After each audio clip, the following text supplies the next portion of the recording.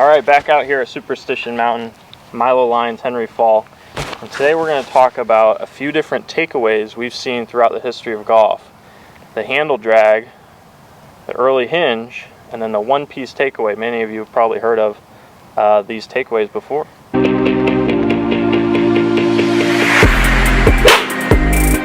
Sure. So Henry, let's get into what each of these are and who just some famous players that demonstrate each of the varieties. So your first one you mentioned was the handle drag. So when you say handle drag, what do you mean by the handle drag takeaway? You mean the handle's moving a little bit ahead of the head? Yeah. Okay. Yeah. So who would be some people who show that? Well, to me, I would say Ben Hogan or Jason Duffner for sure. Yeah.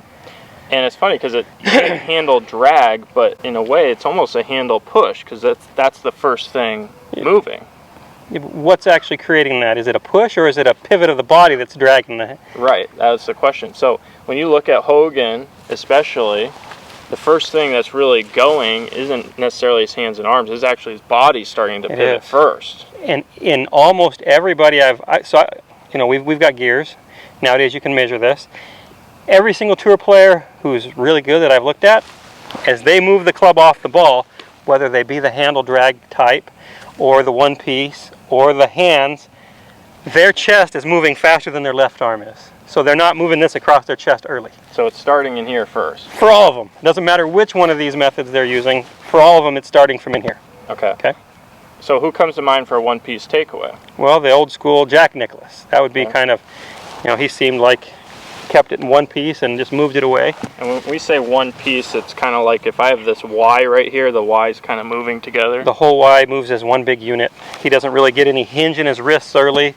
His wrists really didn't start setting until the club was above shaft parallel. Yeah. I also think of like a young Tiger.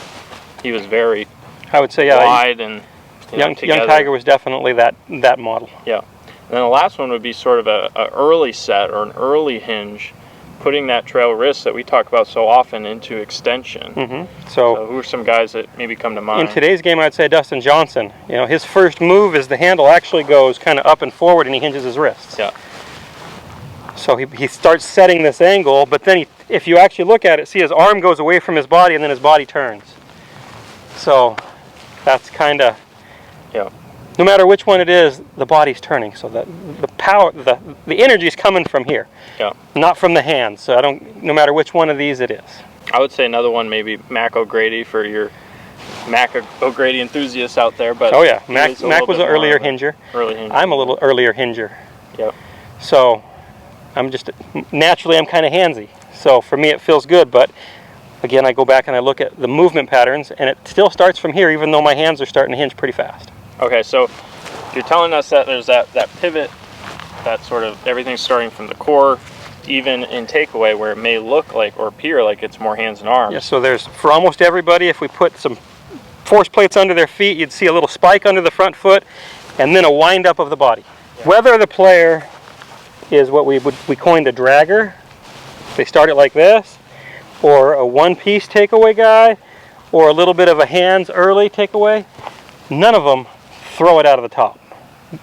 The energy does not go into the golf club from the hands first. And we don't get the center of mass of that golf club tumbling out over the top of our hands.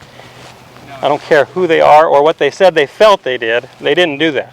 So just because Hogan and Duffner start like this doesn't mean they're going to return like that. Well, they better not. If they did, they wouldn't be Hogan or Duffner. Yeah. The energy came from their middle and moved out into the golf club. That's how they were able to be dynamic, because otherwise it wouldn't have been dynamic. Right. So I guess the key we're trying to communicate here too is that whether you take away, whatever way you take it away, it doesn't necessarily matter. It's really in transition you're seeing the similar movements from these top players. And the best players, they have great flow in their sequence. Yeah. And everything moves from inside out. So if at home you're feeling like, man, I like this feel of kind of getting the club moving off the ball first, the grip end, because that kind of creates that flow that you so often speak of, and I'm really driving this takeaway with my pivot, that can maybe be a good feeling for you, and maybe it lines up with what you're swing ought to be. And for players who tend to be casters, I sometimes I'll have them do that just to get the feeling of having some softness and not throwing that out of the top. So it's kind of like that. Yeah, it's like, for sure. now, whereas you and I are a little bit more setting it a little bit earlier, and once it's set, or we're actually increasing that set, Yeah. then we still pivot the same way, but it's not maybe set as late as that other. Maybe not as late or as deep. So the guys who are wider and set it like that sometimes they can even get a deeper set.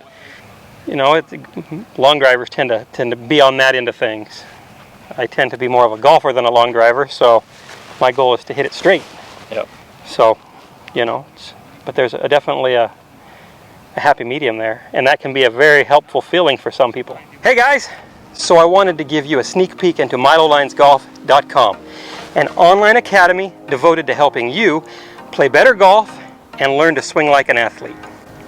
So I've assembled an awesome team of instructors to help me with this mission, and we've received some awesome feedback from the members of our site, and we've seen many of them make great strides toward improving their games. As a member of MiloLinesGolf.com, you get a monthly evaluation from myself or my team. You get a private space to track your progress. You also receive access to a live lesson library and a really large library of how-to videos. Access to our member-only webinars, and you get to ask us questions to be answered live, and much, much more. So, for just $49 per month or $399 per year, you can have access to all these great things and learn to swing like an athlete. So let us help you play the best golf of your life. So visit us at the link below and join now. Well, those are a few takeaways for you to experiment with home. Find out which one works best for you. And then be sure to check out MiloLinesGolf.com if we can help you any bit more. And check these other videos out as well. See you guys.